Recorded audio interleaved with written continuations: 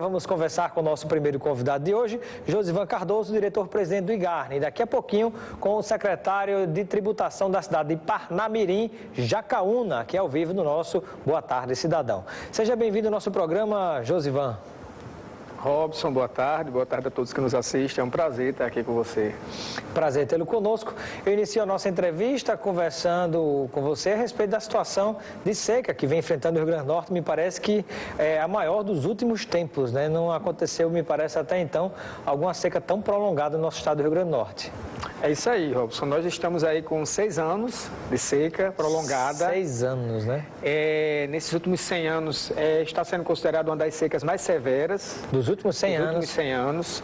É um processo que vem, cada dia, deixando mais difícil a condição de volumes de água nos nossos reservatórios, no nosso estado e na região Nordeste como um todo.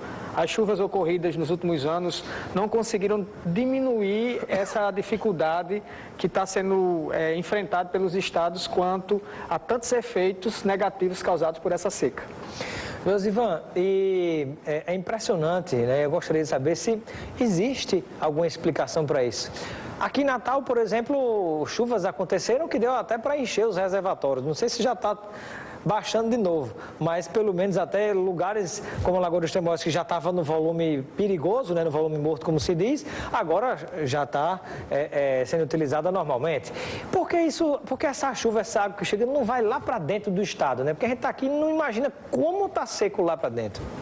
Bom, primeiro deixar claro que as regiões elas são diferentes do ponto de vista do clima e também dos seus períodos de chuva, né? Então, enquanto no interior do estado nós temos chuvas geralmente a partir dos meses de fevereiro, janeiro, fevereiro até abril, maio, aqui nós começamos em maio, vai até julho, agosto. Então, nós temos essas diferenças. E, de qualquer forma, foram muito irregulares e pouco expressivas no que diz respeito aos reservatórios do interior, né? Então, nós não tivemos capacidade pluviométrica de trazer chuvas que ajudassem a manter os reservatórios de grande porte, são aqueles reservatórios que nós monitoramos, o IGARNE monitora 47 reservatórios acima de 5 milhões de metros cúbicos, e esses reservatórios eles não tiveram condições de melhorar a sua situação. Já aqui na região metropolitana, nós tivemos aí as lagoas que abastecem Natal e outros municípios, já bem melhoradas com as chuvas, como no caso da Lagoa de Extremóis que você colocou. Nós estávamos com 30% da capacidade em fevereiro do ano passado, deste ano, e após as chuvas, nós chegamos aí a 100%, a lagoa sangrou, e hoje nós estamos tendo condições de dizer que tem uma situação favorável para chegar ao próximo inverno do ano que vem, abastecendo regularmente Natal dentro do monitoramento. Nós monitoramos diariamente todos esses reservatórios.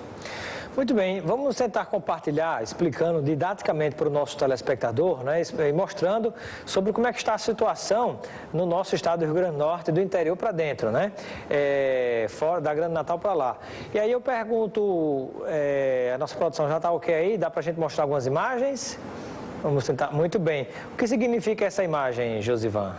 Robson. Já conhecia aí, Armando Ribeiro Gonçalves. Armando Ribeiro né? Gonçalves. Essa imagem não é uma imagem de abril, né, do ano desse ano, mas mostrando a capacidade atualmente, ela está com aproximadamente 15,6%.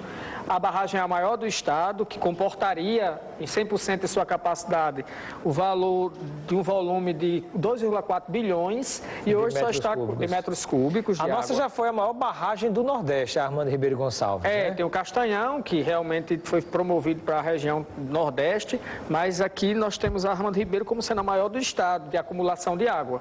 E um detalhe, até pode voltar para mim aqui, produção, algo que eu presenciei e particularmente fiquei estarrecido. Olha, eu conheço bem a cidade de São Rafael, onde tem a cidade nova e a cidade antiga, que ficou embaixo d'água, foi submersa para a construção da Armando Ribeiro Gonçalves. E eu cheguei já a passear em cima da cidade na água, né? De barco, de jet ski. E era tão profunda e que só ficava de fora com a barragem cheia a cúpula, a torrezinha da igreja, né? Que ali deve ter no mínimo acho que 30, 35 metros para baixo, né? Do chão da igreja até a cúpula, e ali ali quilômetros de água para um lado, quilômetros de água para o outro. Pois bem, há cerca de 2 anos, está fazendo 2 anos que eu estive lá a última vez, e imagine agora como não está, mas há 2 anos atrás, quando eu estive em São Rafael, eu pude andar no chão da igreja, né? Algo assim, quase que inimaginável, para onde evaporou, como é que se foi-se embora tanta água, né?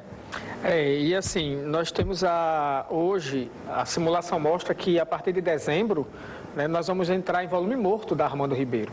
O que é que quer dizer isso? Quer dizer que a partir de dezembro, não se sabe o dia, porque entre volume morto é uma simulação muito desafiadora, mas nós não teremos água no Rio Açu, que banha toda aquela região ali do Vale do Açu, chegando até Pendências. Vamos mostrar essa imagem do Rio Açu, né, para a gente explicar. Então, aí mostra a saída da Armando Ribeiro, né, lá na ponta da Armando, e aí é o Rio Açu até chegar em Pendências na captação. O rio é o quê? Essa partinha branca? A branquinha que está passando aí, esse percurso que está mais mostra mais. Tem os pontinhos amarelos lá em cima, é o quê? Ali é mostrando a saída da água da Armando Ribeiro, que é o primeiro ponto, que é aquele pontinho amarelo.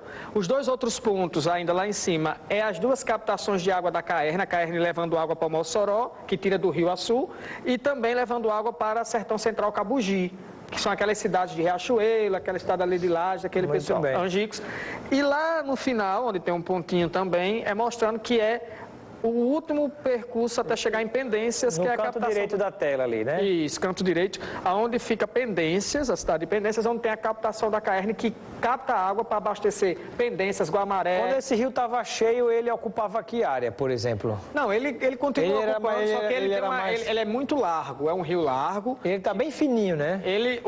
O leito continua tendo sua fisionomia, mas a quantidade de água que consegue passar é muito pouca.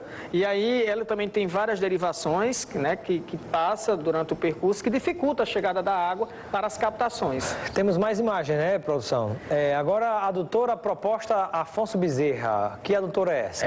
Tendo em vista que a partir de dezembro nós não temos a condição de ter água no rio naturalmente, porque só tem água no rio porque a Armando Ribeiro solta água naturalmente. Então, quando entra em volume morto, não solta. Então, possivelmente, nós não vamos ter água para captar pela Caerne lá em Pendências para abastecer os municípios de Macau, Guamaré, Pendências. Então, está sendo proposto, e hoje o governador coordenou toda a bancada do Estado, a bancada federal, junto ao Ministério da Integração, em uma reunião que ocorreu hoje, para poder reforçar o pedido desse pleito que já foi feito no início desse ano. Então, nós já proativamente, o governo do Estado preparou os projetos, Caerne, Defesa Civil, IGARNE, SEMAR, e apresentou todo esse processo ao governo federal, mostrando que em dezembro precisaria ser implantado. Então, essa adutora que mostrou nesse mapa, ela apresenta uma alternativa de tirar água de poços que foram instalados pela Caerne em Afonso Bezerra, e essa água é levada até Pendências.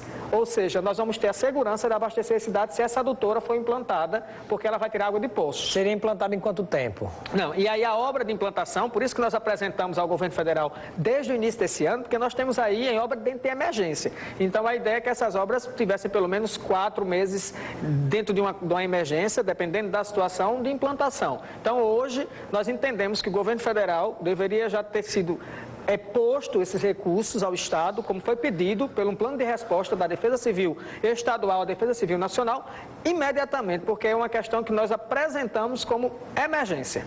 Temos mais uma imagem, né, para a gente ilustrar. Sistema captacional proposto. O que significa essa imagem? É outro pleito que foi feito neste mesmo momento que foi feito para esse outro. Né? Então, o Estado... Um pedido feito pelo governador Robson Faria ao governo federal. Isso, através do Ministério da Integração e Defesa Civil Nacional. É importante destacar que o governo do Estado fez o seu planejamento, mostrando que tem alternativa. Já tem um projeto. Tem um projeto. Essa aí, como não sai mais a água para o rio, nós propomos uma captação da água dentro do lago. Então, se põe uma adutora tirando água de dentro do lago, porque não bota mais para o rio. Essa adutora, primeira lá em cima, que está paralela ao rio, leva a água até a estação de tratamento da Caerne, que fica na ponte Felipe Guerra, lá em Açu. De lá, abastece a adutora para levar água para Mossoró, para Açu. E também outra adutora descendo até a estação de tratamento, que fica ali antes da ponte, que é a estação que leva água para Sertão Central Cabugi, que é aquela adutora que vai banhar, abastecer aquelas cidades de Riachuelo, Lages, aquela região que são 8 cidades. Então, São 2 projetos propostos para solucionar esse problema, que foi apresentado pelo governador Robson ainda no início do ano, 2017, para poder prover a solução de abastecimento quando a Armando Ribeiro entrasse em volume morto. Só falta agora o governo federal liberar o dinheiro para que a obra seja executada o mais rápido possível, né? Isso, são volumes de 88 milhões que estão sendo pedidos, 22 milhões para o primeiro sistema. Tem algum perigo do DENOX, né? Sei que agora a situação é mais complicada porque o ex-deputado Henrique está preso, mas eu sei que houve um projeto importante do governo do estado, da doutora de Caicó, que atrasou porque houve uma manobra política para se retirar do governo do estado e ser feita pelo DENOX. Mas hoje ainda há esse risco disso acontecer? Olha, toda essa tratativa de repasses financeiros acontece no mérito do próprio Ministério, né, junto com essas situações. Nós entendemos que o dever do governo do estado foi apresentar o projeto de forma correta, apresentando a importância é executar a obra, pois aquelas populações de mais de 500 mil pessoas, unindo Mossoró, Açu e aquelas cidades da região salineira, precisam da água. Muito bem. Agradeço a participação do nosso primeiro convidado de hoje, Josivan Cardoso, diretor-presidente do IGARNE. Muito obrigado pela sua presença no Boa Tarde, Cidadão, e por esses esclarecimentos. Nós agradecemos, Robson, pelo convite. Estamos sempre à disposição para a apresentação aí dos nossos trabalhos do governo do estado, vem desenvolvendo em combate a essa seca que está assolando o nosso estado. Muito obrigado.